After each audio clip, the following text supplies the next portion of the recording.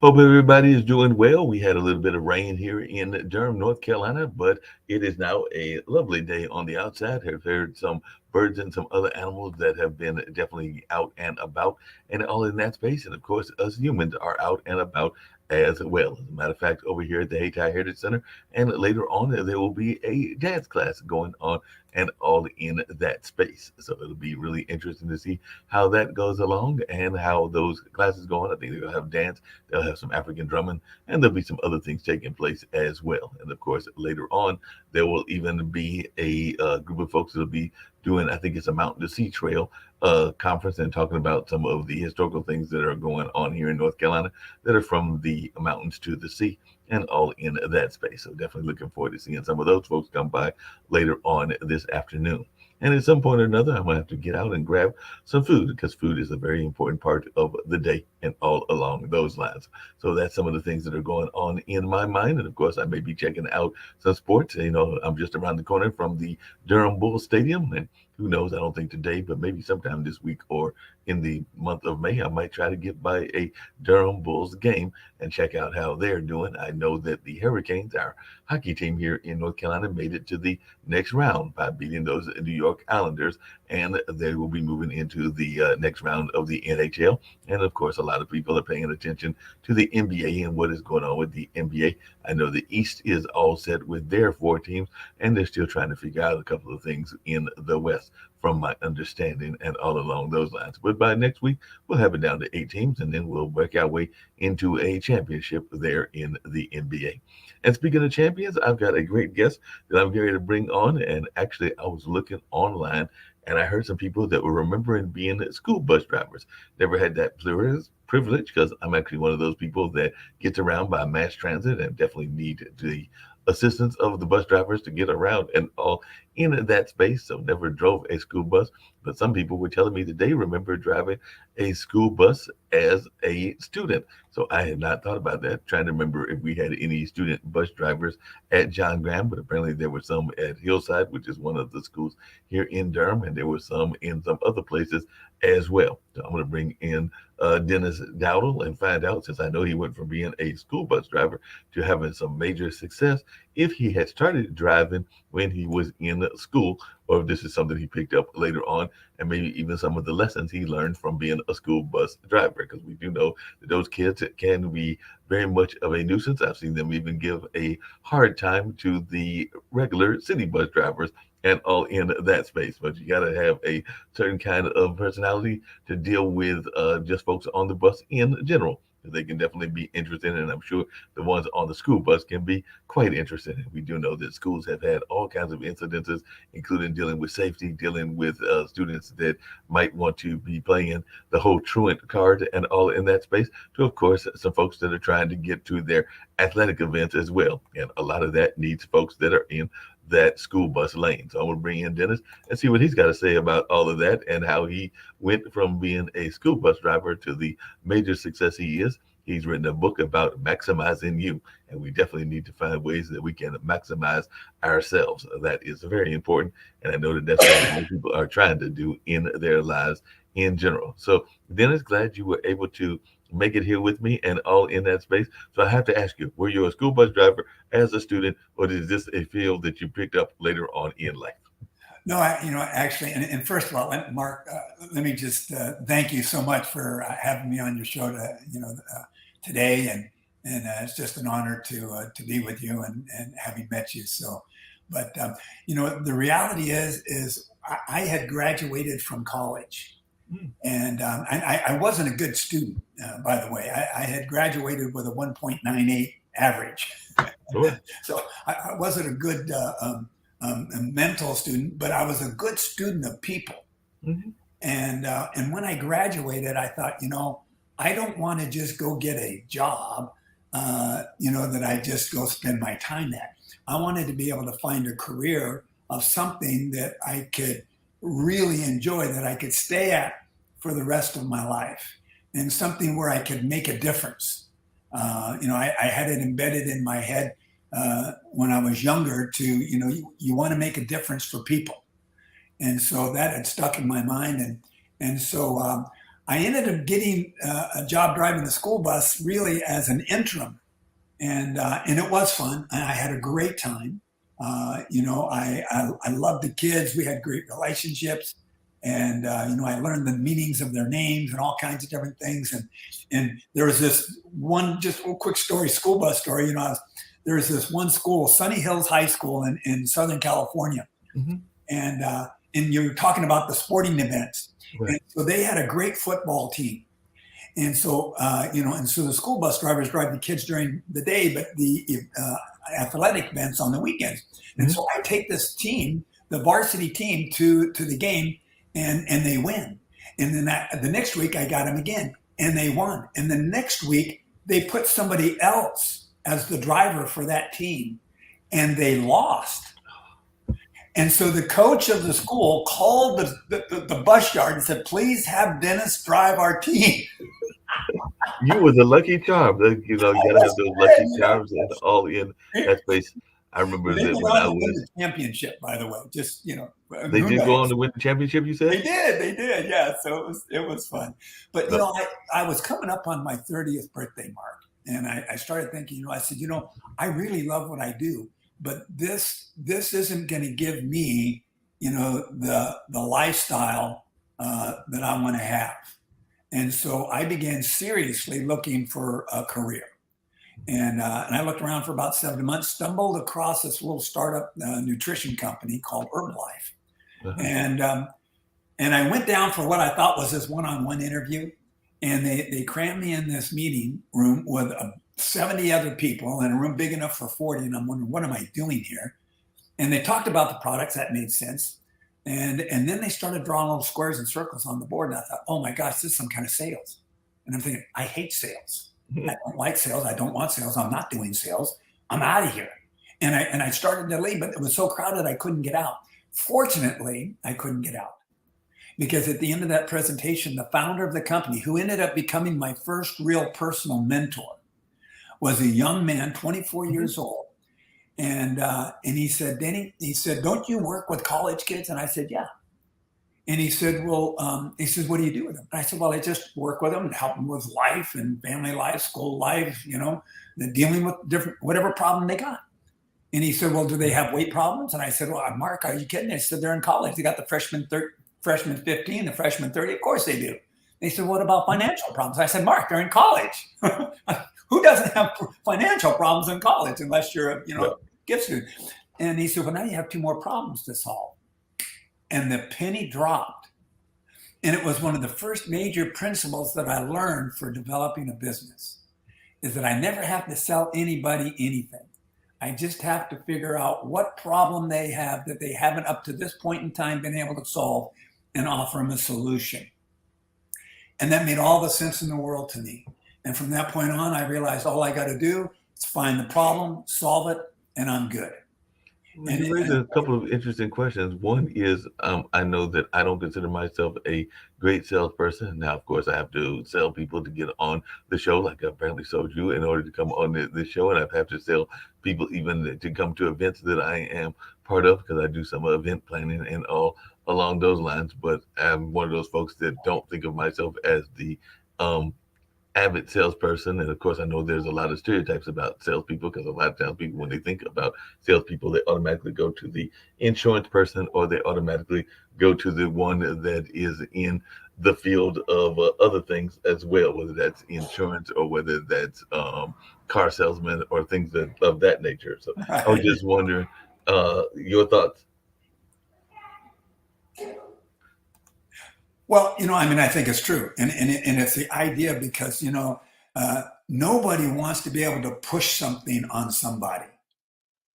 But if somebody had cancer and you had the cure, would you be selling them if you said, "Hey, wait a minute, I have a solution for you"? And in fact, my thinking was simply this, people would ask me questions and, and I said, "Listen," I said, "I really don't know. All I know is, that I've gotten results. And if you want results, I got a solution. If you don't want, if you don't like my products, you keep your problem. I keep my products. We're both happy." So I just wanted to help them get what they wanted.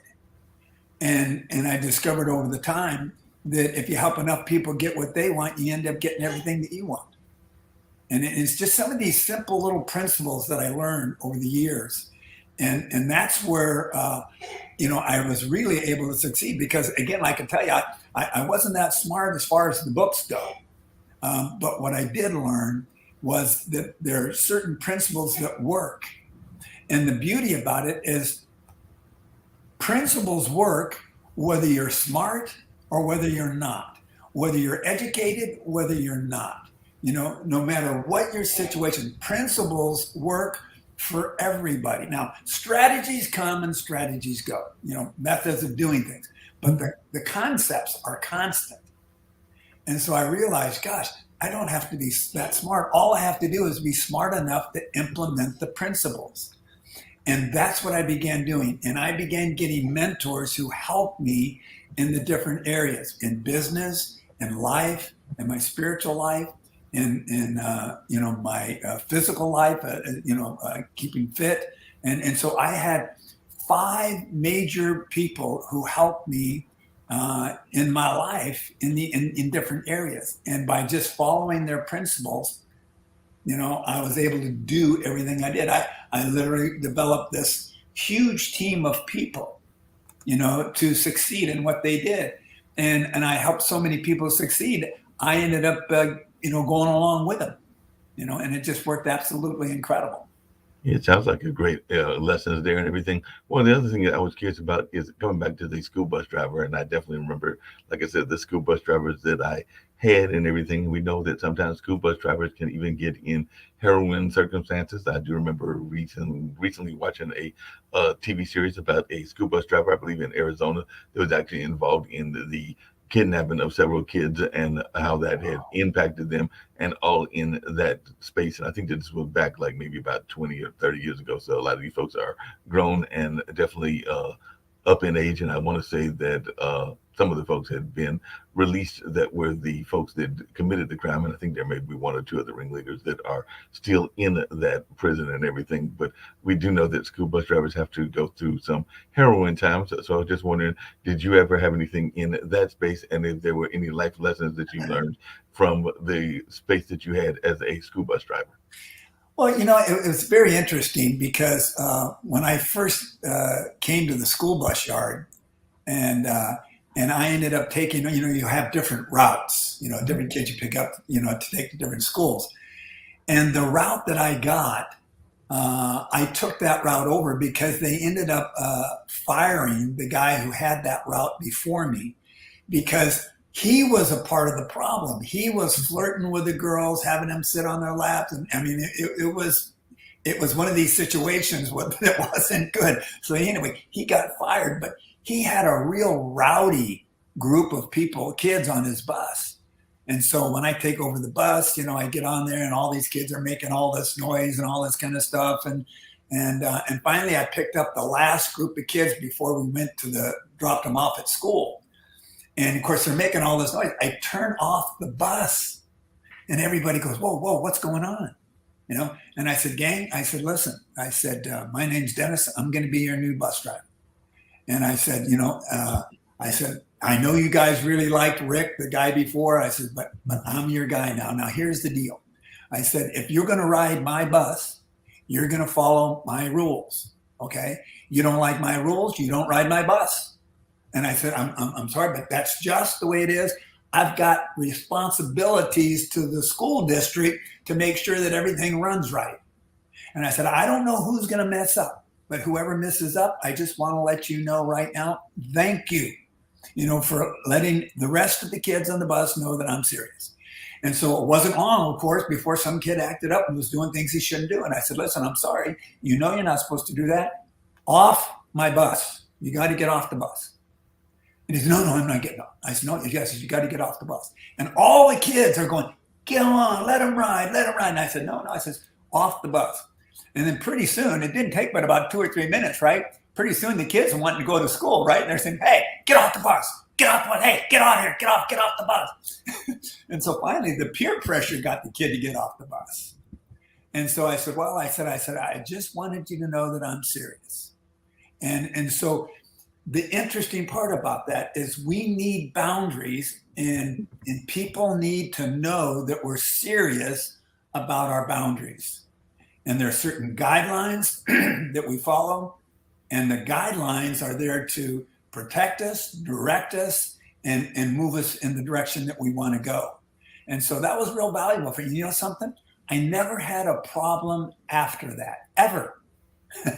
And it worked out just incredible.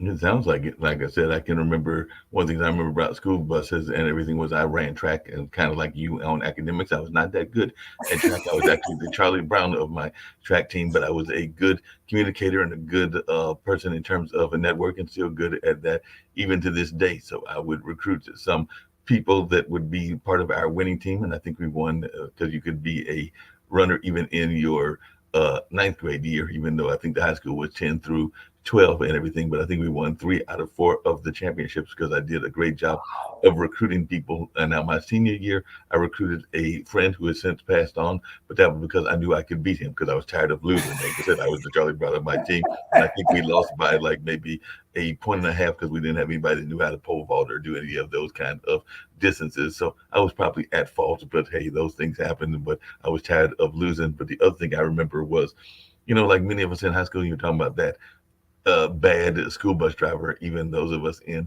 high school had crushes, and I definitely had a crush on one, if not two, of the cheerleaders. So that was the other reason that I was interested in running for the track team because I knew that they were the scorekeepers. So those There two you go. cheerleaders were the scorekeepers. So even though I never got a chance to date them or even come close to being involved with them, it was still good to be in that company and to have that eyesight with them and all in that space. So it put a smile Sure. on my face, even though I was the nerd of the class. So there was nothing that ever happened in that space, but it was still good having that eye company, if nothing else. So company for my eyes.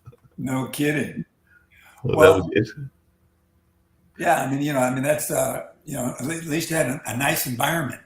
Exactly. It was a nice environment and good environment. One of the other things that you just mentioned that I was curious about, and I kind of mentioned it even in that story about networking, is communications. And I know that whether it's business or whether it's relationships, that is something that a lot of us are know that we need to have skill sets in, and we don't always have the best skill sets in. As a matter of fact, I think they say that that is one of the reasons for failures in businesses and definitely failures in marriages and relationships. So I was wondering, what are some of the lessons that you learned about communications from the various jobs that you have had and part of your maximizing skills? Because I'm thinking that communications is one of the major things that a lot of businesses are not that great at.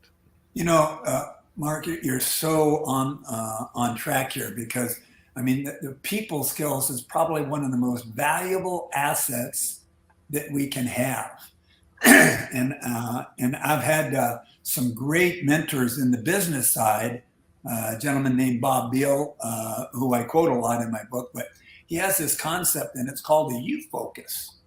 And it's very interesting because if we can learn to focus on other people, a lot of times people they don't want to go into a new situation, and because especially when there's new people or people they don't know, and so it's real difficult because they're, oh gosh, I don't want to look dumb. I want to look okay. I want to come across good. And what's really interesting, even though I when I speak on stage, whether it's for a handful of people or 30,000 people in a stadium, it doesn't make any difference. People, they want to make sure that they come across okay, and people see me there and they think I'm real outgoing, but I'm really a very much of an introvert. And so what I discovered is if I can show enough interest in other people, then I don't have to worry about coming across. So I have this deal that what I do is to be interested rather than interesting. See, people want to come across as interesting. And so they say, I want to look right. I got to have the hair right. I got to do this. I got to say the right thing the right way and all this stuff. And I just throw all that out. See, because when I'm in a new situation, especially a new situation, but almost any situation, what I've discovered is if I'm interested in them, then that solves all my problems. Number one, I don't have to talk much. I just have to ask a few questions. And guess what people are most comfortable about? People are afraid you might ask them about something they don't know, and so they don't like that, right? But if you ask them about something they know, then they're more comfortable. And guess what they know best? Themselves. So what I do is I ask people about themselves. And I get people to talk about themselves and their experiences and their likes and their dislikes. I show 100% interest in other people, and just by asking them questions. And what's fascinating is I'll have a conversation for maybe 15 or 20 minutes, walk away, and people say, isn't he the most interesting guy? And you know what's interesting, Mark? I haven't said a thing. I've just asked a few questions and about them, and they think I'm interesting because I asked about them, and they were very comfortable. And so they walk away feeling good about themselves and feeling good about me. And so that's been a very valuable principle, is just being interested rather than trying to be interesting. Because if you're interested, you become interesting. And that's a game changer. No, it sounds like it. And that raises a couple of questions. I'm going to go back to something else you said earlier, and then I'm going to come back to this part as well. But a lot of people are like me. They think that they are the worst salespeople in the world and everything. Now, I think that we all have to do a sales job of one sort or another just in life, whether that is selling folks to come to the restaurant that we want them to come to, whether that is selling folks to go to the sports event that we want them to go to, or whether that's the whole sales job of relationships. So I do know that sales is a vital part of our lives. But a lot of us, when we hear sales, we automatically think of the stereotype of the salesperson. So that being the one that is a little bit overly slick, a little bit overly kind of ambitious in some of those ways and everything. So there are some negative stereotypes when you say sales and all in that space. So I'm just wondering, how do you deal with that? And am I onto something when I say that we are all salespeople, whether we want to admit it or not? You're absolutely right. Listen, we're all selling something. We're selling ourselves, we're selling our beliefs, we're selling our ideas, we're selling things that we do because we're excited about them. Yeah, you're right. We're absolutely right. But the real key in dealing with other people, here's what I've discovered, Mark, is that people hate to be sold, but they love to buy. They want to buy, man. I mean, they want to buy. People love to buy. They just don't want to be sold. Right. And so the key there is just discover, what is it that you want? Just tell me what you want. What do you need? Hey, I may have an answer for you. Yep. See? Yep. And here's another, and this is just a very interesting little switch in words, okay? And this is, because a lot of times when people are trying to sell, they say, well, you should get this, and then you should get this because this is going to, and they do all this shit stuff. And what I learned, and this was a great principle I learned, and it's just basically changing all shoulds with coulds. Mm-hmm. You should come to this event. You know something? You could come to this event. Did you know that? See, because if you say you should, you know what the reaction is? Oh, yeah? Yeah. Why should I? Why should I? Right. Right. But if you say, you can come to this event. I could. Mm-hmm. Oh, well, how can I do that? Oh, I'm glad you asked. Right. Instead of getting them to say that it's, and the other opens the doors. Yep. Interesting, because a lot of times people in the event planning space and just in entertainment spaces, they go more for the should, and it sounds to me like that is probably a mistake, because it's almost like putting them on defensive, is what you're saying. Because exactly, when somebody tells you you should work out, you say, nah. But you say, hey, you could work out. I say, yeah, how am I going to do that? I work all these hours, blah, blah, blah. And then you just provide a solution. Now, what they do with the solution is up to them. Yeah. But my responsibility is just to provide an answer for them. They do whatever you want with it. I don't care. I'm just here to help you. Speaking of which, how do you deal with, because you brought up a couple of interesting points, is how do you deal with the work-life balance? Because that's the other thing that I hear people complain about, because there are, unfortunately or fortunately, depending on how you want to look at it, 24 hours in the day, and we've got a lot of people that are working multitude of jobs and working a multitude of family obligations and other obligations as well. And last time I checked, we've not increased the hours of the day. It's 24 hours of the day. And Yes. if you've got two or three jobs, and let's say those two or three jobs have 5 to 6 hours or 7 hours in the space of what you're supposed to do with the work with that job, well, 6 times 3 is 18. So you've only got 6 hours left, and I'm hoping you're getting some sleep in there as well, and all in that space. So it seems to me like a lot of folks are overly stressing themselves because they don't have enough minutes and hours in the day and all in that space. And I don't know your own situation, but how do you cope with that work life balance, which seems to be very big with everybody? Well, you're so right, and it's hard, but everybody has 24 hours in a day. Question is how are we going to use them? Hmm. And so, the problem is one of my mentors, Jim Rohn, a well-known personal development guru, but and I had the privilege of working with him personally for a number of years. And he said, if you don't design your life, someone else will. And guess what they got planned for you? Not much. So I think the first thing in balance is, number one, is just understanding, what is it that I want? What's my purpose? What do I want to accomplish? And then everything in our life has to be built around that. And if it doesn't help you get what you want, then it's got to be out, even if it's a good thing. And so, we've got to figure out, what are the things that are going to help me accomplish my day, my week, my year, my life.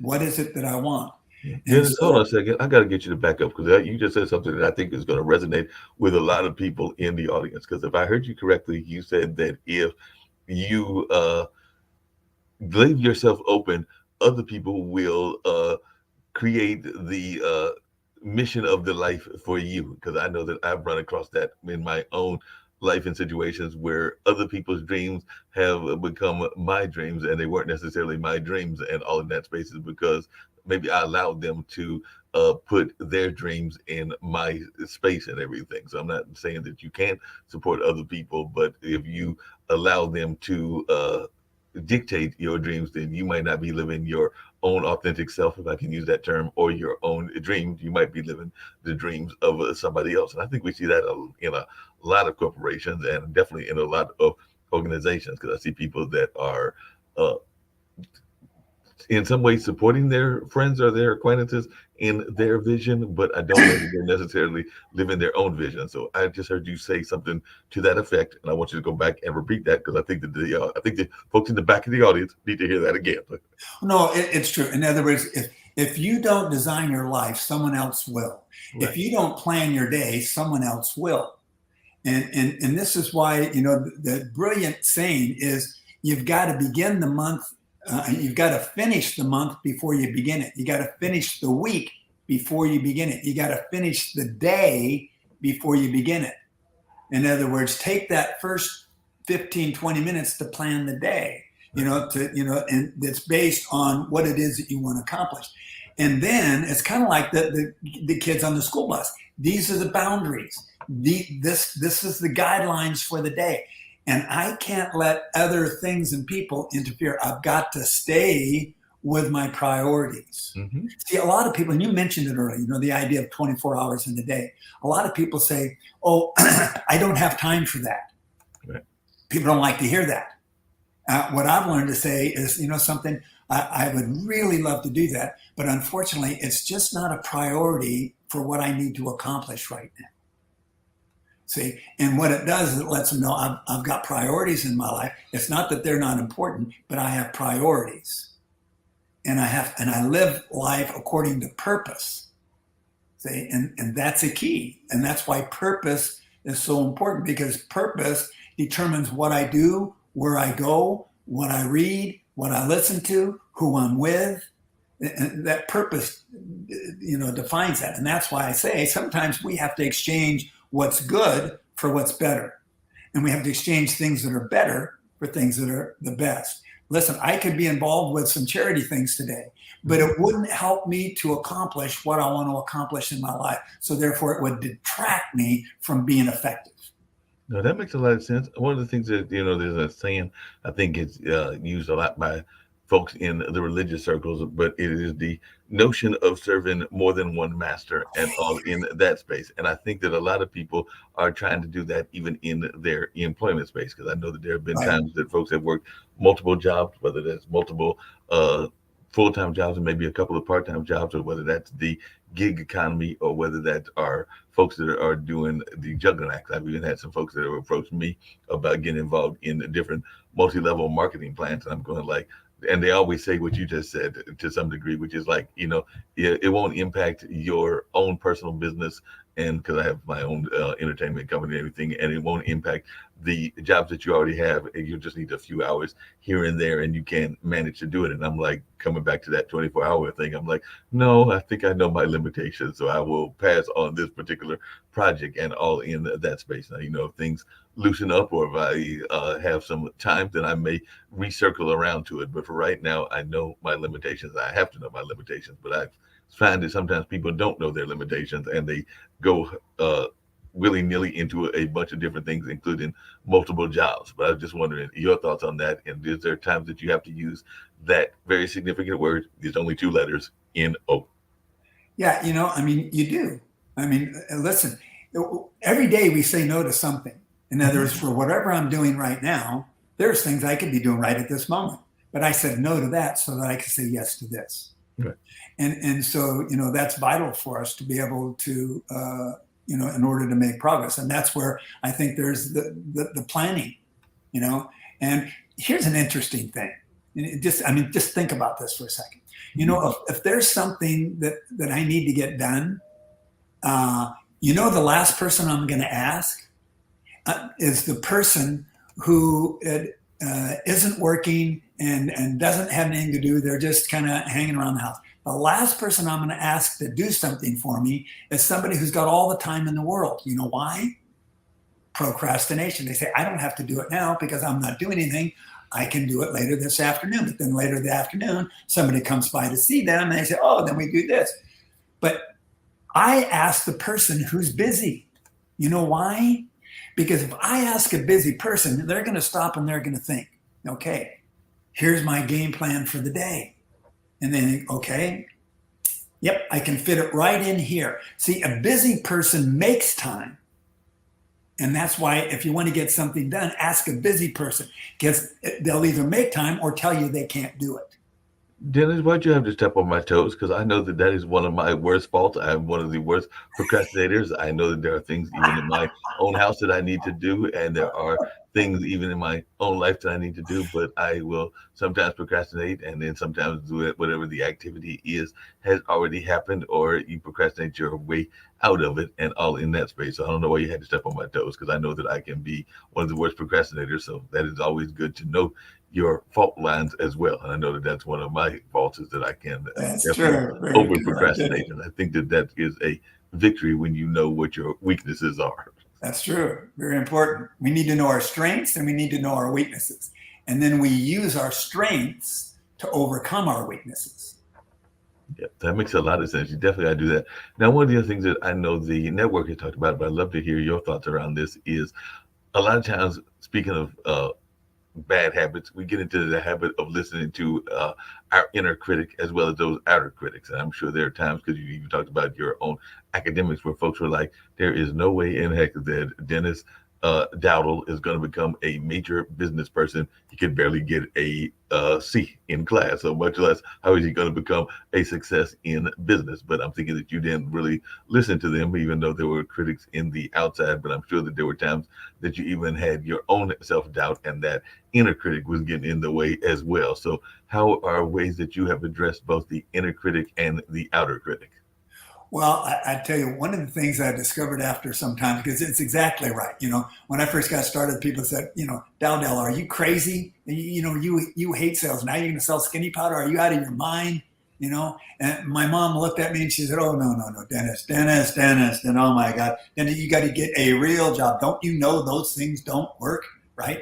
And so, but what I discovered is when I hear different things from critics, it actually tells me more about them than it Mhm. does about me. See, my mom said, don't you know those things don't work? Well, why is she saying that? Well, because she had tried things like this and had failed, and she didn't want me to fail. She wasn't trying to be discouraging. She was trying to be protective, you see. And so, that was it. But because she had failed, she didn't want me to fail, so she told me that. And that's why it's very important for us to understand not just what people say or what people do, but why are they saying that? Why are they doing that? You see, and so I just said, well, I said, listen, the product works, the plan works. The question is, am I going to work? So, that was the question. And I didn't have control over what other people say or think. I only have control over what I say and think. And I can control my response. Yeah, And that makes a that's lot. been that's a tremendous principle. Problems aren't the problem. It's the response to the problems. Critics aren't the problem. It's my response to the critics that can be the problem. And Mhm. so I just learned I'm going to respond because that's within my power. That's where I have the authority to do something. And so I just kept following the principles. And because I had these mentors and teaching me these principles, I accumulated these principles over the years. And like I say, it didn't make any difference if I was smart or not. What made a difference is do I follow the principle? And what I discovered, the principles work for me or anybody else because principles just work. It's kind of like gravity. Gravity works. It doesn't care what your background, education, culture, or anything else is.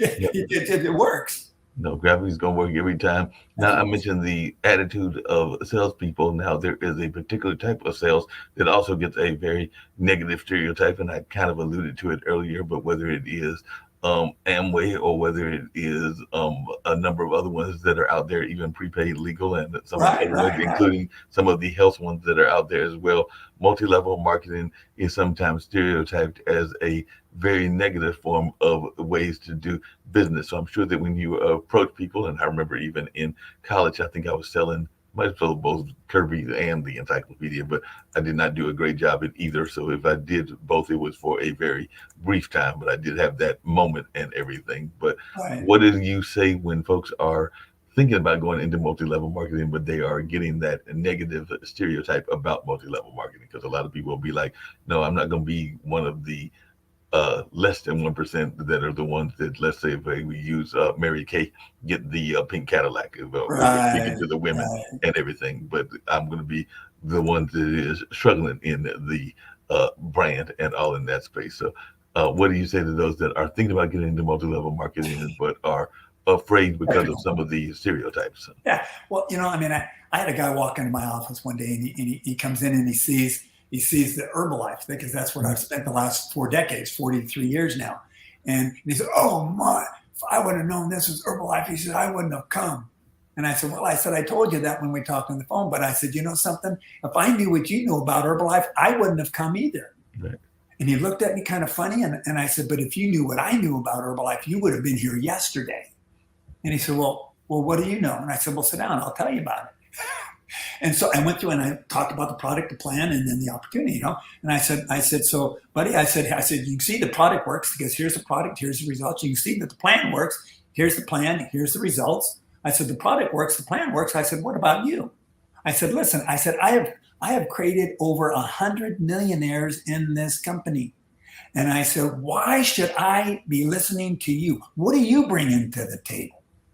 I said, I got a proven product. I got a proven plan. I'm looking for proven people. What do you got to bring to the table? And he just kind of, he said, well, no, he says, I'm good at this and I'm good at that. And he starts going through and listening, telling me why he's good at all these different things. And I said, if I bring you on, I said, then you're going to have to follow my game plan. You have to do what I tell you to do the way I tell you to do it. He said, okay.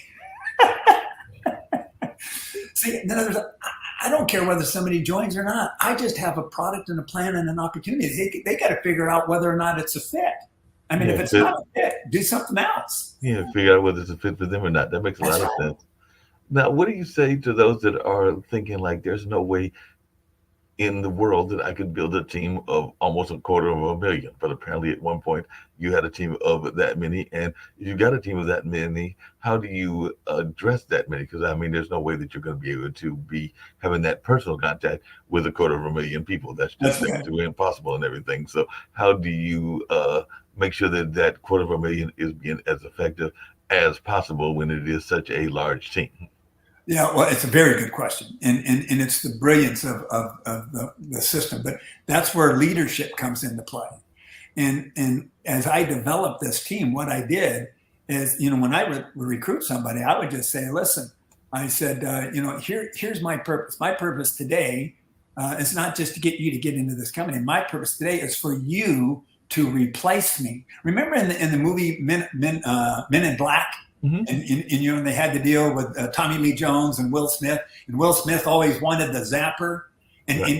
and Tommy Lee Jones wouldn't give it to him. And then at the end of the movie, he just gives him the zapper and he says, well, what are you giving this to me for? He says, you've not let me have it this whole time. Why are you giving it to me now?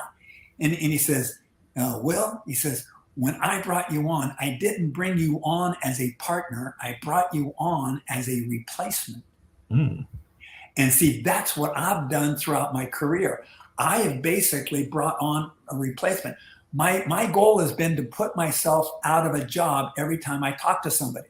And I tell them from the beginning, I said, I want you to know what I know, do what I do, and have the attitude that I have. And I says, because if you know what I know and do what I do, then you can accomplish whatever you want. How do you do? And so I create the leaders, and then they do the same thing with others. So I only have to deal with a small handful of people, and then they deal with their people, and they deal with their people. So it's structure, and it grows gradually. That makes sense.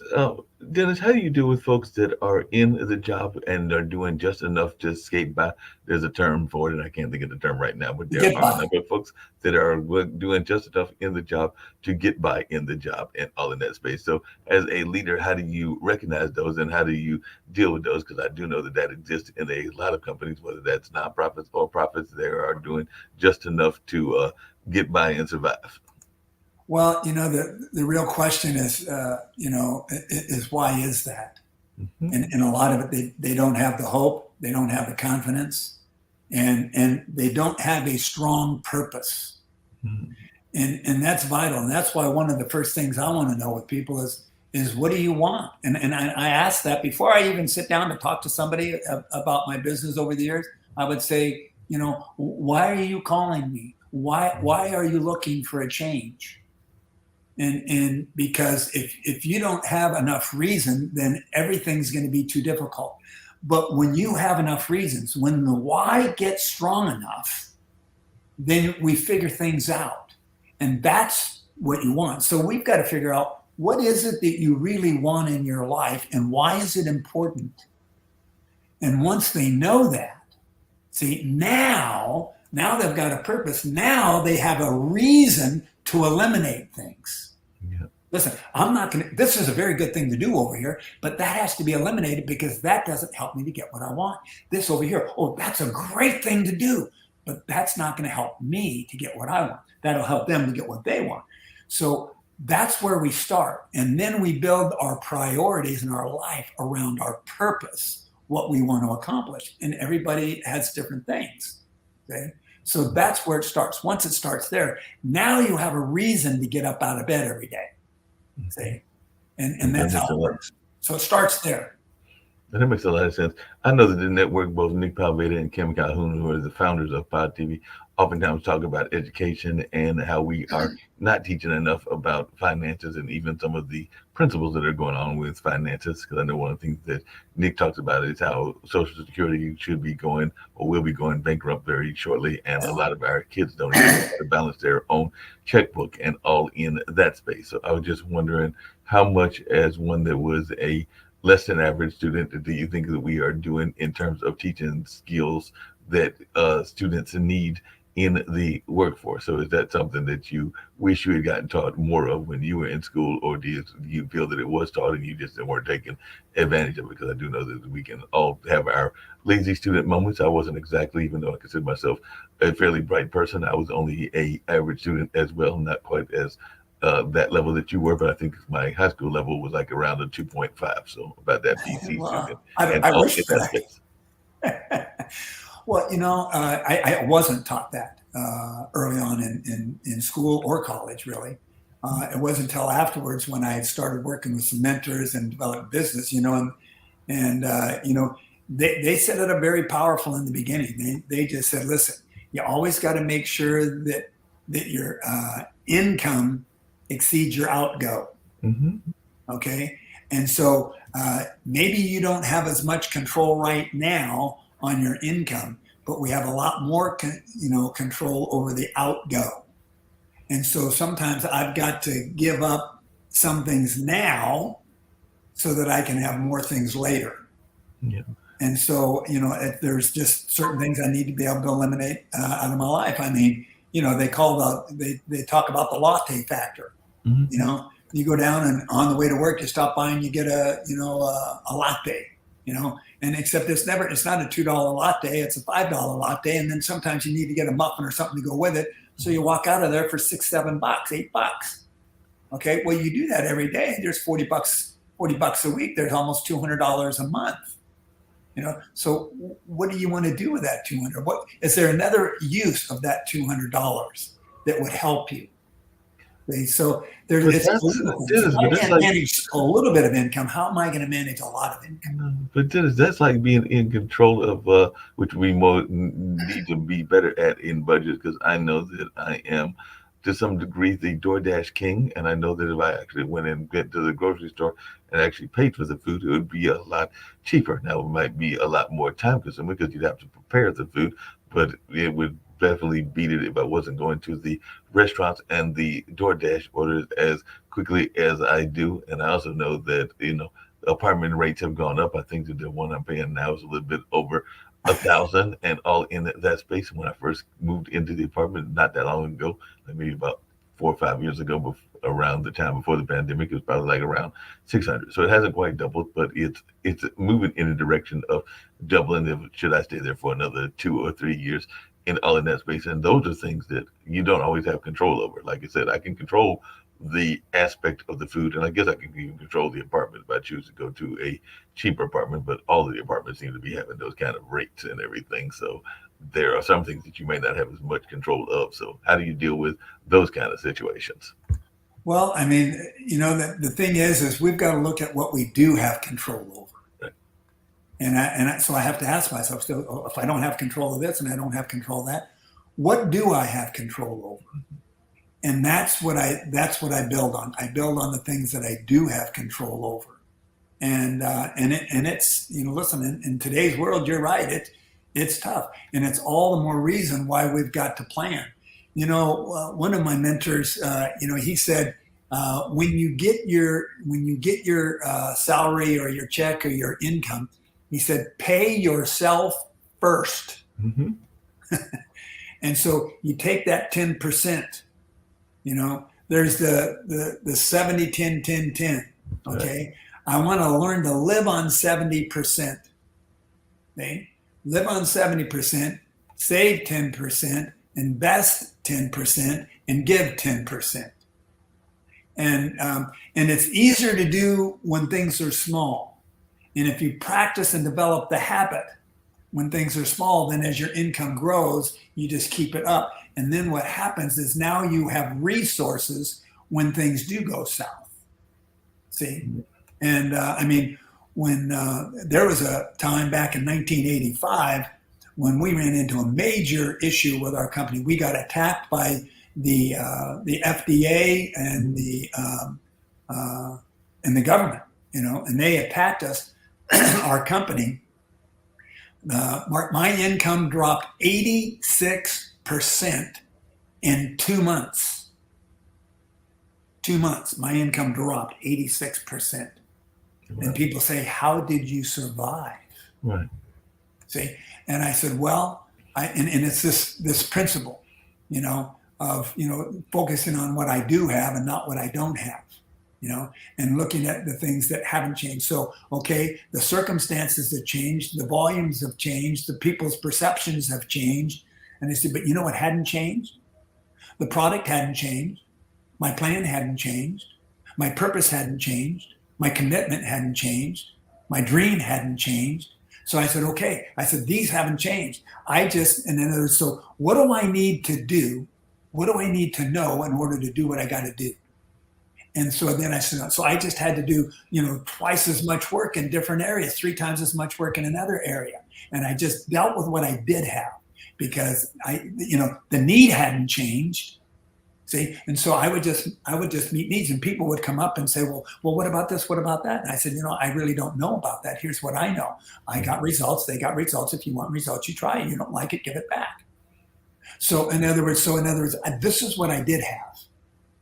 And so, just because people had a different perspective, it still didn't change what my product was, what I was offering to the people. Just like, people may have a bad image of an event that's coming up. Well, yeah, but you've been to the event. You know what the event is. You know what's going to happen there. So, their perspective of it may change, but the reality of what you have hasn't changed. And so you go with that. And that's basically how I survived. That makes a lot of sense. Now, one of the things that I know that is very common in event planning, but I think it's also common in business as well, is there is a notion within event planning and even in MCing that we all make mistakes. And one of the biggest things to do is not to accentuate the mistake. So like I said, if I was doing an MC announcement, and let's just say that it was Buddy Guy, a famous blues singer performing, and I somehow messed up and called him Muddy Guy. I would never do that because I love Buddy and think that he is a great musician. But let's just say that I did it. I would not accentuate the fact, as I just did, that I said the wrong name, and we would just go about and make the announcement and kind of ignored and all in that space. And if somebody came to me and asked me about it afterwards, then I might acknowledge it. But too often, I think that business owners and people in general spend too much time accentuating the mistake and highlighting the mistake that they made versus trying to let it slide, because a lot of times you can let it slide, and half the time the people probably didn't even notice the mistake that you made and all in that space. But I was just wondering your thoughts around that, because I know that is something that I've oftentimes been taught, that, and also that if you're going to speak in front of a crowd, sometimes visualize them as if they were something else, so that you can not be intimidated by the large audiences. And I do know that you're a speaker as well. So I was just wondering your thoughts about those two notions. One, trying to find ways to personalize that audience so that they don't intimidate you, and also find ways to maybe not accentuate the mistakes that you have made. Well, you bring out some very important issues here that so many people deal with. And what I've learned is, we want to be solution oriented, not problem oriented. Right. And the reality is there are no mistakes. Mm-hmm. There are only lessons. This is one of those word type things, like the shoulds and the coulds. Right. So, okay, it wasn't a mistake. It was a lesson. Right. So it's going to be a lesson for the good or the lesson for the bad. So if it brought about the key is to learn the lesson, forget the error, forget the mistake, learn the lesson, take the lesson forward. I can't go back and change the past. That's totally out of my control. I have no control over what happened. The past is the past, and many people become a prisoner of the past. Right. And so the key is that I can't change the past, but I can start right now today and change tomorrow if I learn the lessons of the past. The old saying, if we're doomed to repeat our past or our history if we don't learn the lessons. Right. So the key is learn the lessons and then take the lessons and go forward. And then the second one was what the idea of what was the second part there about people being uncomfortable? Yeah. Okay. So this is why I love in sharing with people, because people say, well, don't you get scared? And I said, no, because see, my thinking is this: I've got something for these people. The idea here is to be you focused. Be focused about other people, just like I talked about in our relationships and conversation. Be interested in others, right. And then you become interesting. And so my goal when I get up to share before an audience, I've got some information that they may never have heard before. Or if they have heard it, they may not have heard it the way I present it. Right. And so my idea is I want to share this with you because if you listen to this and if you follow some of these principles, it literally could change your life. If you just begin applying what you know, then it'll make all the difference in the world. And that brings an excitement, that brings an enthusiasm and an energy that says, I've got something for you. Mm-hmm. You see, and just hearing it from this perspective, from my experience, we can hear, how many it is. You can hear the same thing from 4 people, but this one here really made it sink in.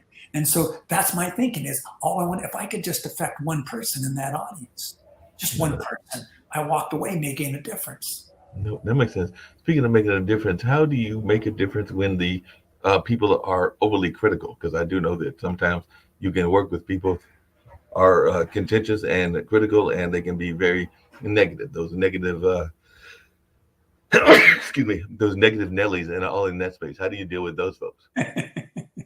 It's so funny. Because it's like I said before. When people are critical, it tells you more about them than it does about you.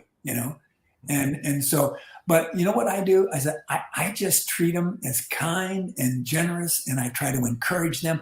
I had a guy who I had mentored for some time, and I remember him sharing even on stage, the difference that Dennis has made for me, and it's just been incredible, blah blah blah. And then I had posted something on the social media, something that he didn't like, and so he gets up and he puts a little response on there, and he says, "Oh, I thought you were leaders that I respected, blah." And so he just made a real criticism, not towards what I said, but towards me. Mm-hmm. And so, I could have come back, and chided him, but I just said, I said, something. I said, I'm so glad that you paid such close attention over the years, and you became a leader and developed your own ideas and thinking and philosophy, and truly you've become a leader in the area that you're good at. And I'm so proud of you. Well, how's he going to respond to that? I just compliment him. You just complimented him. He wasn't expecting the compliment. So I just want to, yeah.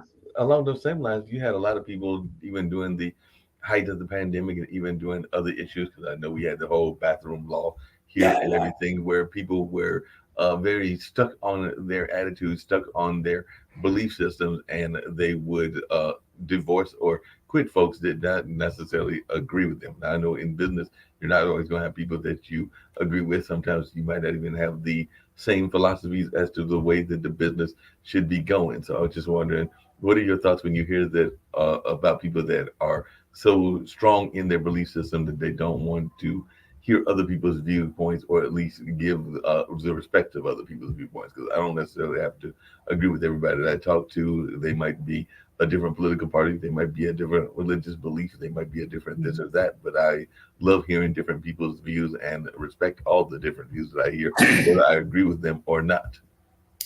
Well, when that's the case, I always try to compliment people one way or the other, and I just say, something.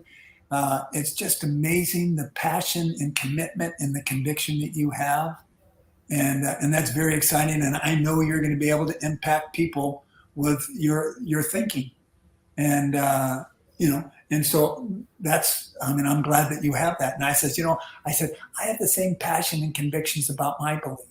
And I can't expect you to, to believe what I believe, because you haven't seen, read, or heard, or experienced the things that I had. What this really tells me about the two of us, we're both passionate people with great conviction.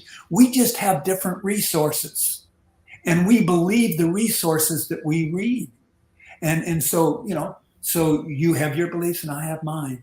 But what's neat is we're both passionate and have great conviction about what we do. Isn't that exciting? In other words, what am I doing here? You're different than I am, but we have a commonality of passion and conviction. So we want to zero in on the commonalities. This is how you walk hand in hand when you don't see eye to eye. Mm-hmm. We zero in on the commonality. In my company, I've got every kind of philosophy, religion, culture, all these different backgrounds. And yet, something? I mean, think about this, man. We had the French and the Germans sitting next to each other in meetings, cheering each other on, even though they're culturally just like this, right? But you know something? They zeroed in on what they had in common, and that's what brought them together. And so that's what we've got to do with those who are passionately different in their beliefs or thinking than we are. Okay, that's great. I'm glad you've got that. You know, man, I wish other people had your type of passion and conviction. I do. I really do. Yeah, that makes a lot of sense. Now you know that this is end of April and all in that space, but May is around the corner, and then after May is June. So that means that definitely two parent holidays are getting ready to come up. That being Mother's Day in May, and of course Father's Day in June. And you definitely earlier mentioned the legacy and the connection that you have to your mom. I know that I talk to mine on a regular basis, and she's in her early 80s. Also talk to dad on a regular basis as well. But I was just wondering your thoughts about the importance of your parental upbringing and the way that your parents raised you and all in that space. And maybe if you have kids of your own, any lessons that you have passed on to them in from that generation to generation. Well, I tell you, I was blessed to have the most amazing parents. And even though we went through all kinds of different situations, you know, it's very interesting too, Mark, because when I was 3.5 years old, my mother was divorced with 3 kids under 7 when she met my dad, my stepdad, actually. And and when he married us, he adopted us. And I never really have any memories of my paternal father. And I never even thought, even when I was in school, people talked about their stepdads, and I said, "What if mom have a stepdad?" Even though all of a sudden I realized in subconscious, oh yeah, actually I do. But you see, what my thinking is that God gave me a paternal father for my DNA, and then He gave me a stepfather for my character development. And so it was just amazing. So I had the greatest respect and admiration and commitment to my parents. Both my parents ended up living with me right up until their deaths. And but what a great joy to be able to give back to the two who had the greatest commitment towards me. And I know that's not the case in every family, but that was my situation, and so I took advantage of that, and I love that. And I learned that my dad was one of those great character builders for me as a child and growing up, you know. And he did it more by what he did than what he said, because he didn't talk much, but his actions spoke much louder than his words. They really did. Yeah. What advice would you give? Because you mentioned it a couple of times, and I've brought it up a couple of times as well. And we do know that the education system has been definitely under fire a lot lately, and all in that space. We know that teachers probably aren't paid nearly enough. As a matter of fact, I know they're not paid nearly enough. And we also know that definitely a lot of folks are wondering if we're teaching to the test and a number of other things in that space. But as one that was what would have amounted to being a failing student, what advice would you give to other folks that are going through that if they are failing as students, and what advice would you give to schools? So you had that non-success while you were in school, but you have now gone on to become a very successful business person. So I'm thinking that they probably need to learn from somebody that didn't necessarily succeed in the school environment, whether that was in high school or college. Well, you know, they say your formal education will make you a living, but your self-education will make you a fortune. And so for me, and especially today, I think it's vital for us to have mentors. It's for us to have somebody that we look up to and that we respect, that we can spend time with, whether it's once a month, maybe once a week or what, but someone that we can spend time with, someone that we can talk with who is wiser and smarter and more experienced than we are. And that was the key in my book. It's really an accumulation of 45 principles. A lot of the principles we've talked about here today, I accumulated those, put them in this little book so that other people could see those principles that I learned from mentors, not from the school system. And by the way, I learned far more by watching my mentors than listening to my mentors. They taught me more without words than they did with words. And we want to have a mentor so that we can become a mentor to others. That's the most important education we can get. And that's really how I wrote my book. Do you think that the school systems have gotten away from that for whatever reasons? Because, like I said, I'm here in Durham, and this is the home of RTP, the Research Triangle Park, and Yeah. companies like Cisco and IBM and a number of others, Red Hat, are here as well, and all in that space. But I don't know that, and like I said, I don't have any kids of my own, but I do have two nephews that are 14 and 15 this coming August and everything. And I don't know that I've heard my brother or other people that are involved with their care talking about there being enough mentors coming into the schools. And I know, back in the day, you would hear that stereotype of the police officer or the fireman or a number of other, even the doctor coming into the school and sharing with you what they did and maybe even encourage you to go into those fields, even if they were in the blue collar field, like a truck driver or a bricklayer might come Sure. into class as well. But do you think that we are supporting enough the mentorship programs, whether they be in school or out of school? Because it seems most of them I'm seeing now are out of school and not in school. Well, listen, this education, it's a pet peeve of mine. We could spend a few hours just on that alone. But suffice it to say that we need more education outside of the school. The real, personally, this is just my own personal thing.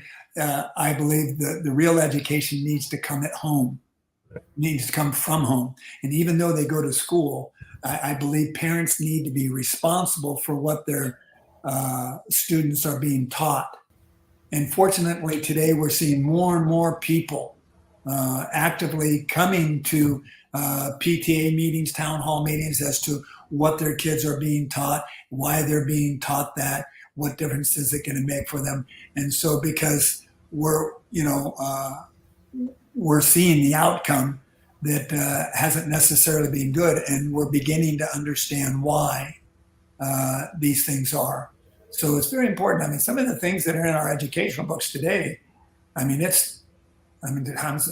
I'll say it out. It's just outright pornography. I mean, it's unbelievable what our, grade school kids are being taught. So that's why I think, parents and mentors are vital, and to have a mentor and then to be a mentor, because we can really influence kids' lives. They're looking for somebody with strength and character and vision and purpose. It's vital. We need to model that for them. Yeah, it definitely sounds vital, and definitely got to get them more involved and all in that space. And we're not seeing enough of that involvement, but definitely I wish more folks would get involved in that space. How Yes. important has faith been in your own journey and all in that space? And how important has that been to your own life story? Because, like I said, I sometimes think that some of our churches get too caught up in the cult of personality and the uh, cult of kind of the building and not necessarily the message. Because, as you alluded to earlier, I think a lot of their religious beliefs are very similar, whether that be Muslim, Christian, Buddhist, or whatever. It's Right. respect for the parent, respect for Mother Earth, respect for a number of other core principles that I think are very much similar, but we pay too much attention to the differences, which is why I consider myself more spiritual than religious. But I was just wondering how important has the faith walk, whether that is in the space of spirituality or uh, other aspects, been to your own journey? Well, it's been the most important aspect of my philosophy and thinking. Um, I really didn't develop my faith until I was 20 years old, and I had a friend of mine who had introduced me to Jesus Christ. I thought of it as a religion prior to that. Actually, I thought of it as a swear word prior to that, because that's pretty much how I'd heard it.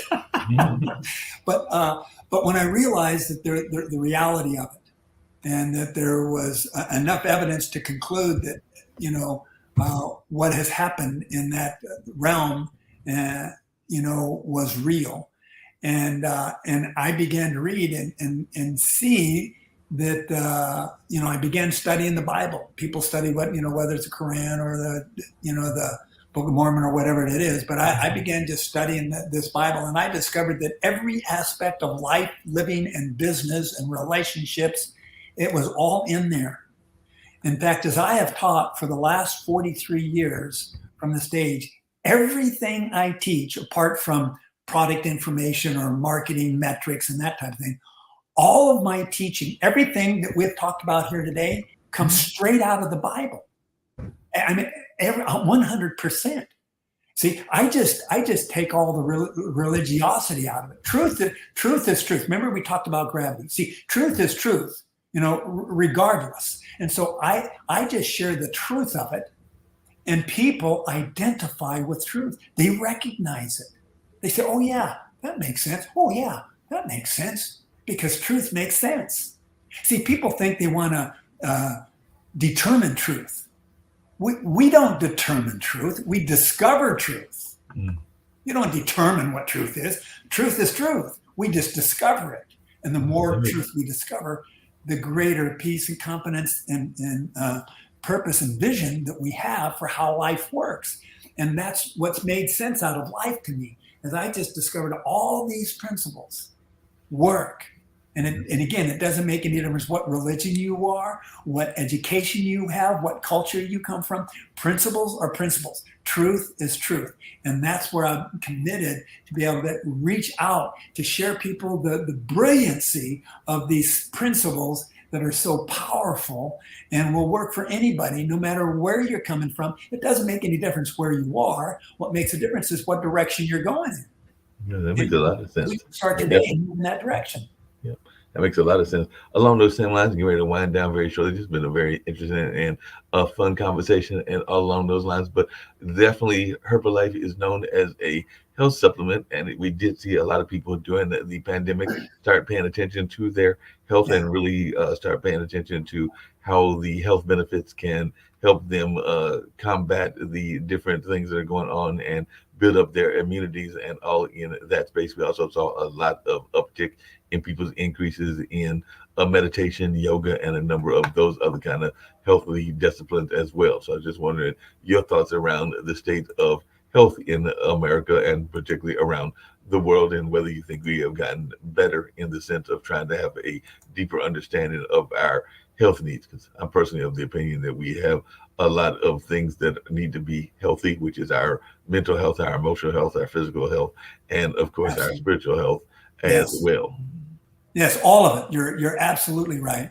And the thing that the whole situation over the last few years, people aren't looking for a solution unless they have a problem.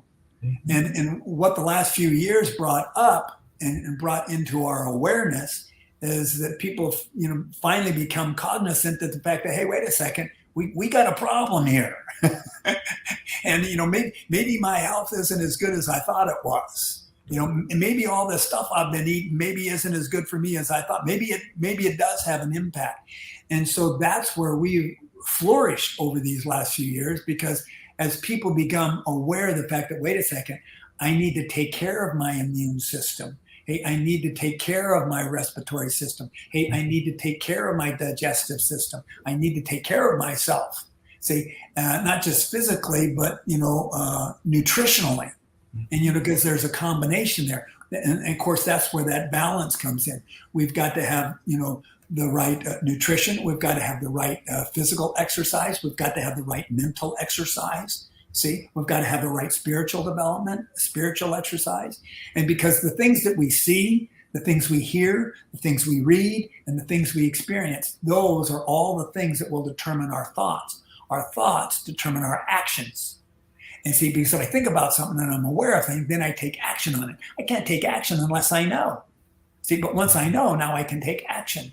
And as I take action, then I can develop, habits. And when I develop the habits become my character. And so that's how that whole thing, kind of works. So it's a balance, but that's where we were able to flourish there, is just to be aware of what's going on. Now you can fix it. I can't fix a problem if I don't know I have one. I said, a lot of people, when they think about entrepreneurs, they think about the fact that a lot of entrepreneurs also seem to have a lot of very interesting viewpoints in terms of their mental health and in terms of their other kinds of aspects in their emotional health, because they are a number of entrepreneurs that have been out there that when you read their history, you wonder if they were taking care of themselves enough in that aspect of their life, meaning their emotional health and their mental health, because it can definitely be a career and a field that can tax you on all of those aspects of your life as well. So I was just wondering your thoughts around, because mental health has also been a very big issue, and we've definitely seen some mental health crisis even in the entrepreneurial fields as well. Is mental health is something that we are paying enough attention to with our entrepreneurs and their emotional health as well. Well, not to oversimplify, but one of the things, and this is why it's so our input is so important, and so we need to make sure that we are reading the right things, hearing the right things, seeing the right things. This is why it talks about we've got to guard our eyes, guard our hearts. We've got to be careful of what we let in. Listen, there's three types of consumption. You've got poison, and there's plenty of poison out there, right? All the junk garbage magazines and other things and the pornographies and all the different, there's a lot of poison out there, right? Then there's what I call stuffing, okay? It's stuff that we bring into our head. It's not necessarily good for us. It's not necessarily bad for us. It just takes up space, right? And then there's nutritional consumption, okay? Nutritional words, nutritional thoughts, nutritional ideas, nutritional, in other words, healthy thinking, healthy. And so we've got to make sure that we get that consumption. And then we've got to take on the responsibility. Today, it seems that people are more concerned with rights than responsibility. If we focus on rights instead of responsibility, it's going to create anxiety, anger, frustration. And so, we get the consequences of our ways. And, choices are free. Consequences aren't. So we got to make the right choices as to what we're going to consume. See, and so I think we need to consume nutritional things, not stuffing and not poison. We got to get rid of the poison, not just from our bodies, but from our minds. See, and then fill it nutritionally with healthy, positive, productive type things. There's only two problems, Mark. This you'll see the value of it in a second. There's only two problems that we have: a knowing problem and a doing problem. Okay. If there's an issue and I need to do something, okay, I need to know what to do, and then I just need to do what I know. That's it. And if I do what I know to be right, see, then I'm going to be productive. And that's where transformation takes place. We talk about if we want to change, we need to have, a transformation of the mind. It begins with the mind. See, thoughts control our mind, but we control our thoughts. We can determine what thoughts I take in. Once I get the thoughts in, then the thoughts, then the dominoes begin. Once I get the thoughts in there, then the thoughts will turn to actions. See, as we get enough thoughts, you can't think left, and go right. Right. Yeah, that makes a lot of sense. I had to think about that there for a second, but yeah, that makes a lot of sense. You have to think in the correct way and all in that space. Dennis, what are some of the things that folks might be surprised about Mr. Daldo that they did not know, and as they're hearing this interview, they might go and like, hey, he's got a interest in skydiving, or maybe you're like my brother and my younger brother, and I've only got one brother, is and actually no other sibling other than him, but he is into the whole Batmobile cars. So he's actually the vice president of one of our local chapters, and probably the main chapter of the Polaris Slingshot. That's what I call the Batmobiles, because they all look like Batmobiles to me and all in that space. But it's kind of those three-wheel cars and all along those lines and in that kind of space. So what is something that Dennis is involved in that folks might be surprised to know that you are involved with? I probably have a very boring life in one sense. Well, I mean, one thing that for me has been one of the goals that I've had for my life and career, I wanted to be able to make a difference, and I wanted to travel the world. I've now been to 51 countries on 5 continents. Wow. And, so I mean, it's been amazing. And for being really a person who's more of an introvert, for me to be able to get on a stage in the Atlanta, Georgia Dome in front of 35,000 people, a lot of people say, what? Because in fact, Mark, I didn't get married until I was 60. Okay. Yeah. And so it was really kind of interesting. People say, well, why did it take you so long? And I said, if I had a free weekend, I would have thought about it, but I was traveling all over the place. Right? And, but really, when I became that right person, then the right person came along for me. And so it was great. And it's just been amazing. So I'm kind of like you. We don't have any children. We got married a little bit too late, and there's other things in our life and our purpose that we wanted to be able to do. But I tell you, it's just been absolutely amazing, to see how things have developed over the last 13 years now. I'm getting ready. I'm going to start my 74th year next month. Wow. So you've been married for 14 years roughly, and sometimes you might wind up having more children than you actually think you have. Because I know that one of my mentors and somebody that's a mentor toward many also had no children as well. But Baba Chuck Davis was very much involved in the dance community. As a matter of fact, some of his folks are actually upstairs right now because they're doing the African dance, and they got some drumming ready to take place if it's not already taking place. As a matter of fact, I just heard a little bit of a drum roll, so I know it's taking place and all in that way. But he had many kids that he took care of, or that he helped mentor, of many multiple generations. So definitely there are like probably 3 or 4 generations of folks that he was their one of their many parent figures, or kind of like older elders. That's the word I was looking for. They're elders. So you probably have maybe some of those in your life as well. So maybe there are some folks that you are mentoring that are younger, that are the kids that you and your wife haven't had, and maybe even she's doing that in whatever her field is. Is she in the business field as well as she in education? Well, absolutely. And that's been the amazing thing. I mean, nieces and nephews, we have an opportunity to, affect there. But it's amazing when when I've traveled around the world, I'll be over on the other side of the world someplace, and I'm talking to somebody, and somebody will come up in, and most of the people on my team are young. They're probably 40 or less in age. But people will come up to me and they'll say, hey, I'm a part of your team. And I look and I go, wow, they tell me this amazing story. And they say, man, I said, how did you get into business? He said, well, I'm actually a part of your team. And I'm thinking, man, here's a quadruple great grandchild I've got going here, And so, really, that's the great joy, Mark. Our success isn't what we do. Right. What we do and what we accomplish is only a tool to make a difference with other people. And so the real success is what others do as a result of what we have done, and that impact. That's the legacy. The legacy comes from what others do as a result of what we do, not what we do.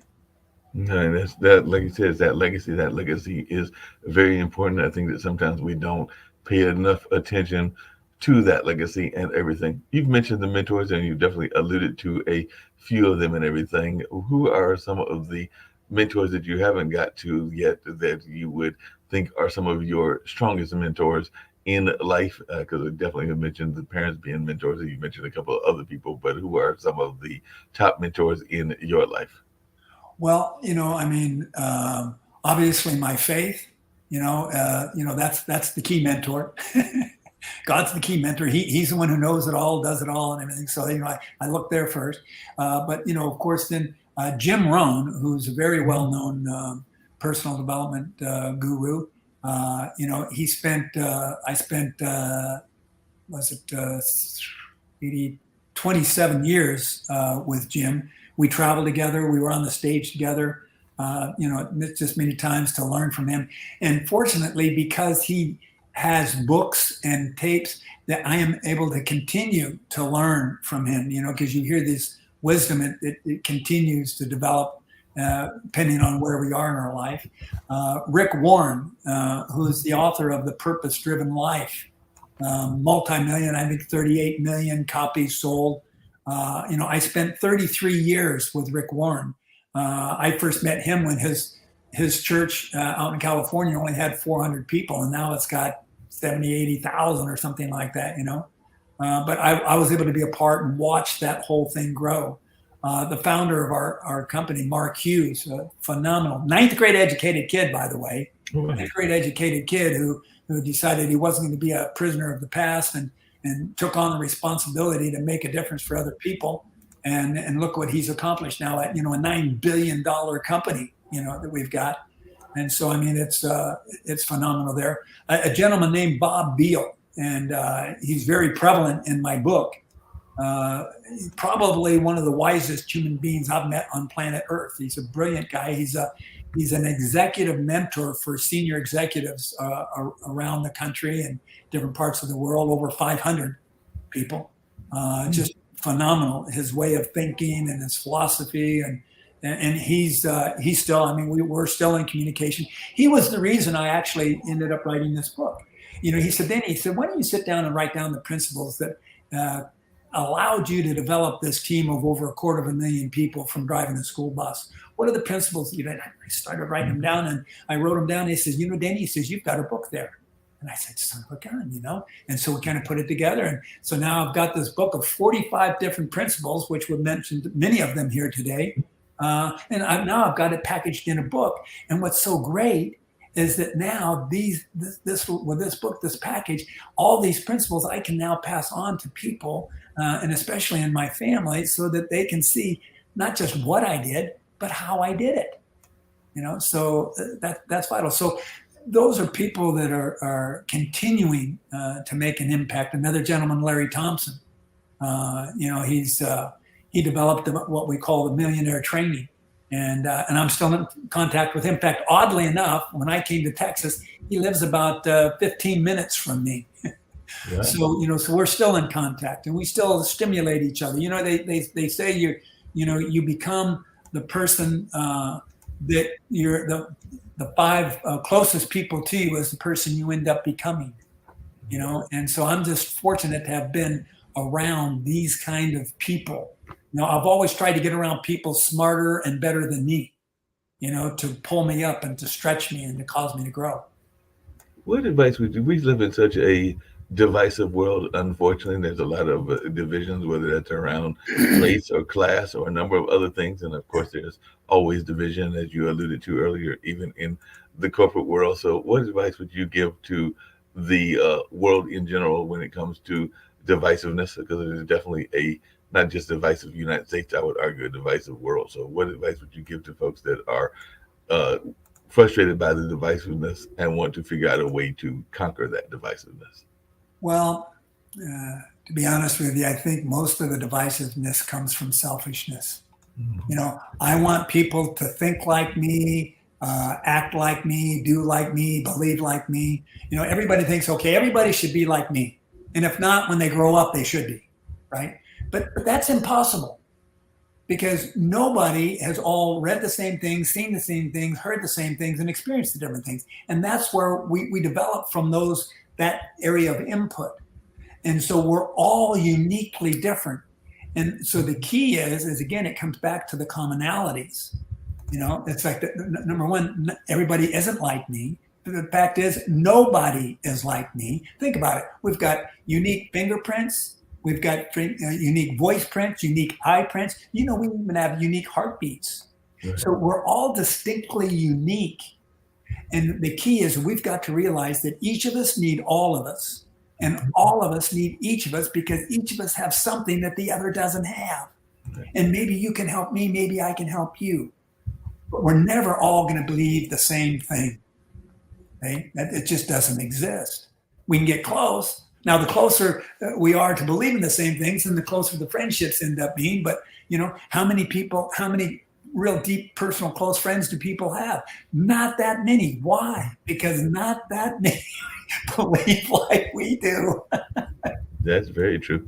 What advice would you give to folks that are thinking about getting into entrepreneurship? Because a lot of folks are thinking, they want to go into entrepreneurship. We know a lot of people started businesses during the pandemic. Some that have already failed, some that are doing well, and we're definitely seeing some new businesses that are popping up. Because I know a lot of people are getting excited about augmented reality and the metaverse and a number of other things that are newer types of entrepreneurship businesses. But what advice would you give to folks that are thinking about being in that entrepreneurial lane?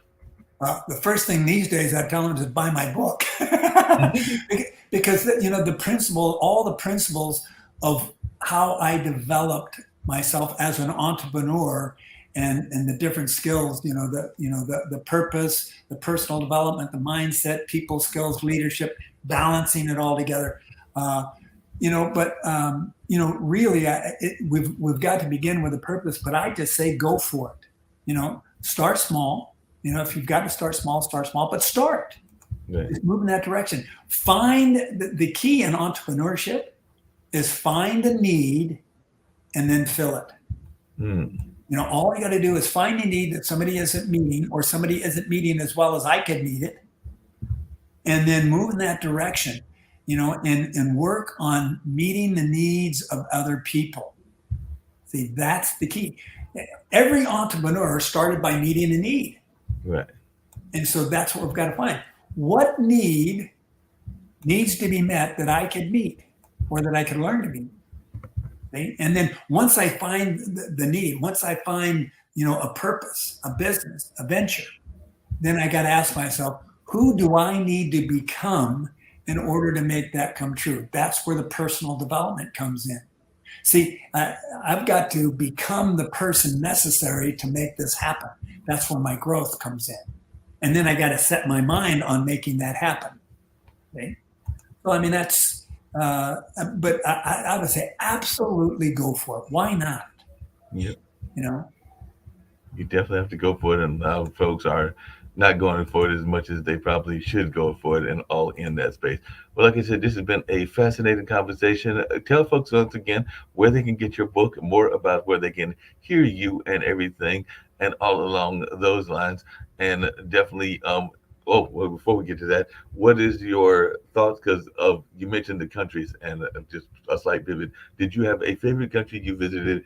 And if somebody was to ask you your impressions of Texas, because you definitely are a Texan by nature, and a lot of people have those stereotypes of Texas, whether that be stereotypes revolving around former President Bush or stereotypes revolving around that old series Dallas, or whether that stereotypes revolving around the football teams that are there, because we do know that football is probably second to God, and some people might argue that it's equal to God, if not above God, in parts of this is Texas. You're right. Well, actually, I was born and raised in California. And, was out there my entire life until just about 5 years ago when we came to Texas. But I really love Texas. I love the openness, the people and everything here. It's just, it's great. It's central. So it's easy for me. And as far as my travels, because I used to leave California and I would always dogleg through Dallas when I'm flying places. And now, instead of being halfway there, I'm all the way there, so or halfway home, I'm all the way home. So, it works well, but, I really like it here. It's, but, as far as the places, the favorite places in all my travels, interestingly enough, I think my favorite place is it's always home. It's America. In all these 51 countries I've been to, each one, you can't pick a favorite one because each one has their own unique characteristics, right. The culture and it's just fascinating, and you watch and you see, and it really is, it's one of the most phenomenal educations you can get, as you begin to just see, okay, some of the happiest people I know are some of the most poorest people I know in the poorest places on earth. And whether it be in Africa or India and other places that I've been, and they're just as happy as can be. And so, there's great lessons, in travel, but I love America. In fact, my wife and I, we're thinking about just, getting in a motorhome and spending a year or so just traveling around, seeing all the things that we have yet to see here in America that are so beautiful. What's a place or something that you haven't seen in America that you hope to see. I know I went to Vegas and did not get by the Grand Canyon, so I would love to get to the Grand Canyon. There are a couple of other things throughout the country that I would like to get to and everything, including Louisiana and that whole Bourbon Street area of and French Quarter areas of New Orleans, but have not had the pleasure of getting to either of those as of yet. But I was just wondering, what are some of the places that you are hoping to get to that you haven't got to as of this particular moment? Well, a couple places that are on the front of our list here is one is Alaska, because it's so unique and so different. And then another place we'd really like to get up to Montana. The stories about Montana and all that's up there and the beauty. My niece lives up there. So, those are a couple places on the front part of the list that we just love to see that beauty and uniqueness. Yep, that sounds really good. Well, like I said, this has been a fascinating conversation. Tell folks how they can get your book and if they can get that autographed copy and how they can reach it. And one of the things I get all my guests to do is I get them to say their message of positivity and hope for the entire globe and all in that space, because we are heard in something like 175 countries or something along those lines. So definitely folks will get a chance to hear it. I know we've got listeners in Australia, Malaysia, Oh, France, and good. England, and a number of other places as well. So definitely will be heard throughout. So any message of positivity and hope that you would like to share with our global audience?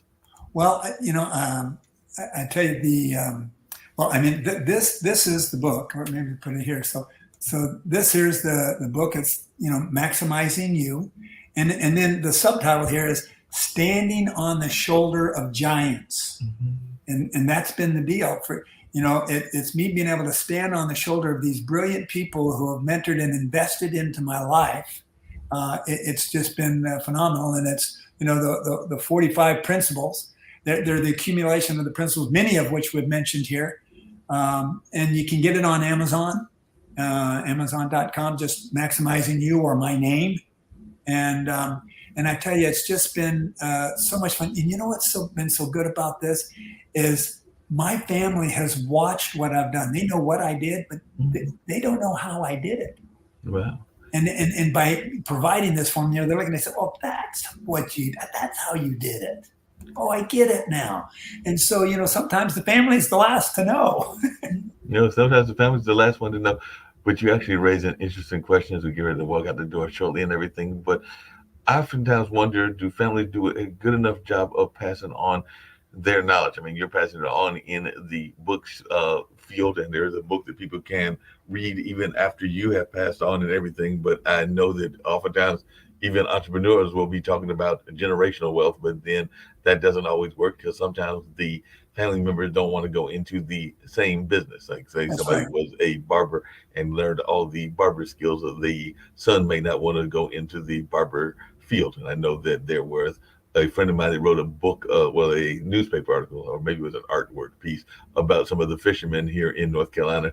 And definitely a lot of the folks that were raised there on the coast did not want to be chasing the fish and having the hard life of the fishermen. So they were getting out of those fields, even though in some cases they might have been lucrative fields that they might have needed to stay in. But they were thinking that that wasn't the way that they wanted to go. But as I know you don't have any kids of your own, but you do have nieces and nephews, what are your thoughts around generational wealth? And are we teaching enough about passing on both the knowledge and the resources to the next generations?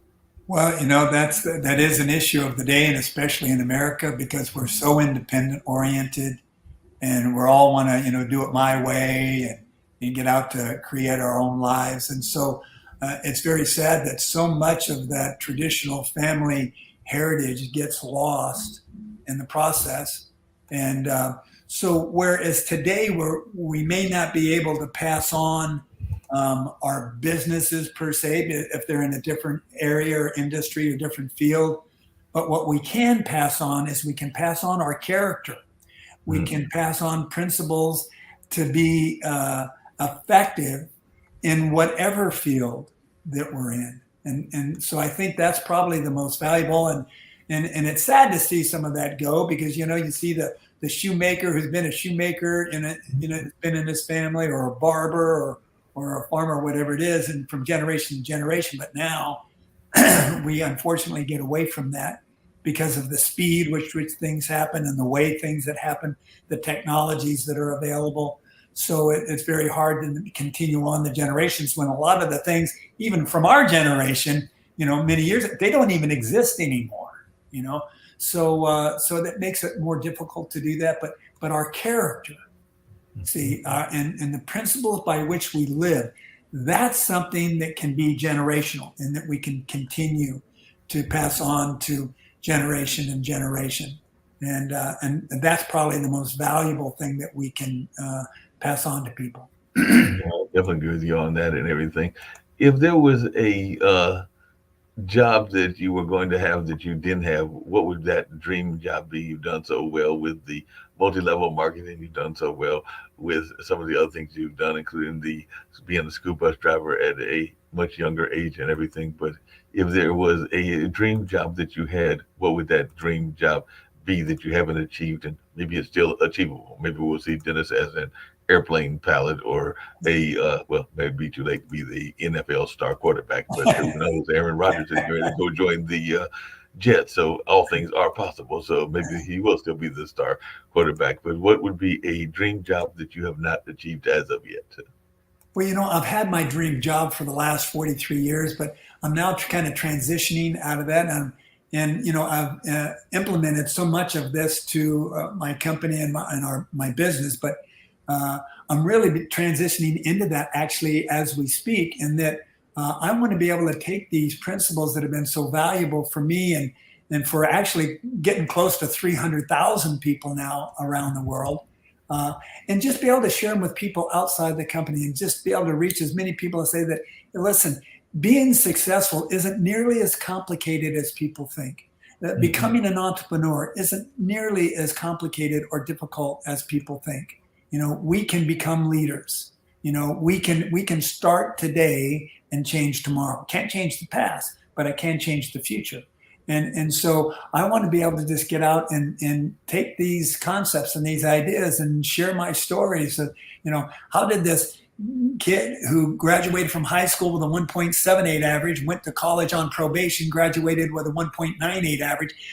How could this kid develop himself to the point where he could create a team of well over 250,000 people in 70 some countries around the world?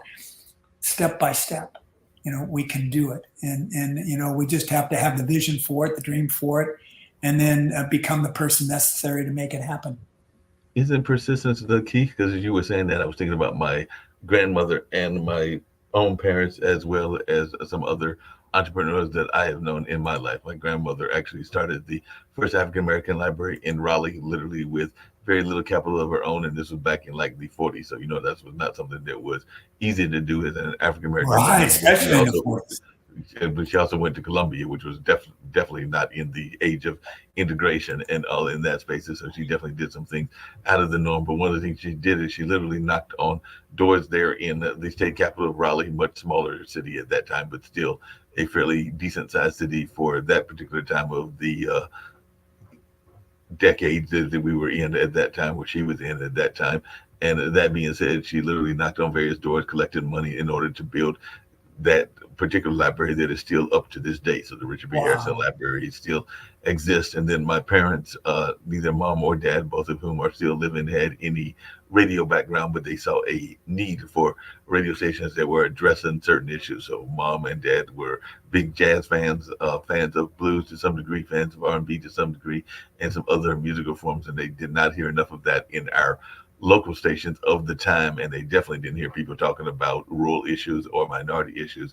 So they were like, why don't we start our own? So they went through the whole FCC process, and I think that came on in maybe around Independence Day of 76 and stayed on until about 85 or 86. So it was on for about 10, maybe 12 years. But like I said, mom was trained as a guidance counselor, and dad was an engineer by trade and had served in the Air Force and all in that space, so, and had done some civil rights work, but none of them had any experience in radio. But they saw that need, just like we were talking about, you saw a need, and sometimes you got to have that persistence aspect. And I don't know that we oftentimes encourage the persistence as much as we should, and that might be why the failure rate is there. But the other thing that causes the failure rate, and I don't know your thoughts about this, but Are you sometimes shocked when you hear entrepreneurs that don't have a business plan or a plan of action? Because I remember talking to a gentleman who was a business coach type. I think he was up in New York and also spent some time in Dubai or one of them other Middle Eastern countries. And he would talk about how people would always be asking him for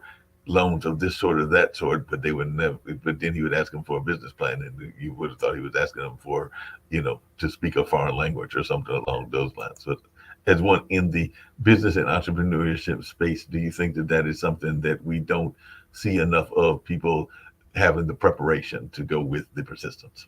Well, I think it's vital. I mean, if you don't have a plan, if you don't know where you're going, how do you know how you're going to get there? Right. How do you know what you need to accomplish? One of my favorite questions that I like to ask: what do you need to know in order to do what you got to do?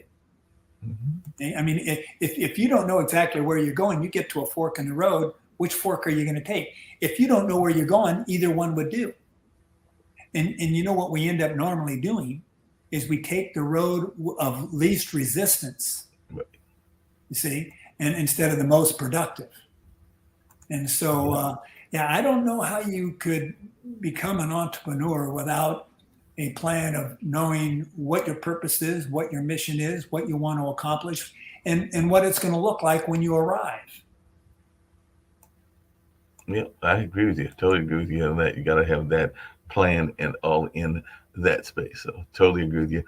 Dennis, if you've got any last thoughts, otherwise we're getting ready to get out of here with some advertisements that I've got because definitely we had some PSAs. And actually, I think I've got my friend. It might make you hungry because I got my friend that has her Can-Do spices, and it's a health dish that she did named after her father and all in that space. And I may get one or two others, but as we're heading out the door, I'll let you check out this. And who knows, after I hit the in button, you can tell me how it made you hungry and all in that space. But if you got any final thoughts that you would like to share with our audience, and I hope you enjoyed the conversation as much as I have, and definitely hope to get you back on in the not too distant future. Well, thank you, buddy. I really appreciate it, Mark. What a great joy. And again, just an honor to be here. It's very interesting. And what you're saying about your parents just kind of validates this, whole thing that you're never too old. When you find a need, you just start. That's how it works. You see Sam Walton began at 58 and Colonel Sanders began at 67. So, you never know. We're never too old. We just have to have the vision to make it happen. But, here's a couple things. People say, whatever you do, don't make assumptions about people. But I came up with 5 assumptions that actually my mentor Bob Beal came up with them, and I stole them. But it makes sense, and that's that people do what makes sense to them. It may not make sense to you or anybody else, but it makes sense to them. People don't want to fail. Nobody Right. says I'm going to get started in something to fail. People want to grow. I don't know anybody who wants to be worse off 5 years from now. People want to make a difference. I mean, people would love to make a difference if they thought they could. They just need to know that they can. And then and then people want to need to have encouragement, you see. And so I talk with the top 1% of 1%ers, and I asked them this question. I said, has anybody here been encouraged too much lately? I've never had any of them raise their hand. Nobody's ever said, oh no, I've had way too much, please, no more, right? Everybody needs encouragement. And if we need encouragement, if the top 1% need encouragement, what's that say for everybody else? So we need to encourage people and tell them about the possibilities, not what they should do, but what they could do. And those are things that I just try to assume about people. And that's why I try to encourage everybody that I can.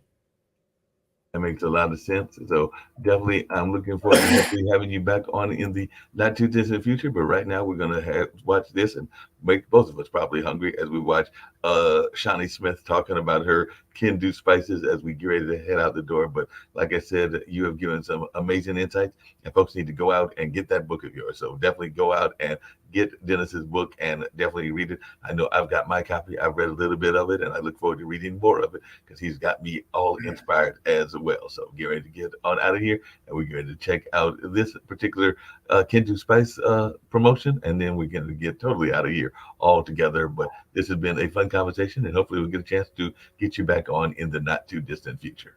Thank you, Mark. A real privilege and a real honor. Thanks so much for the opportunity. No problem.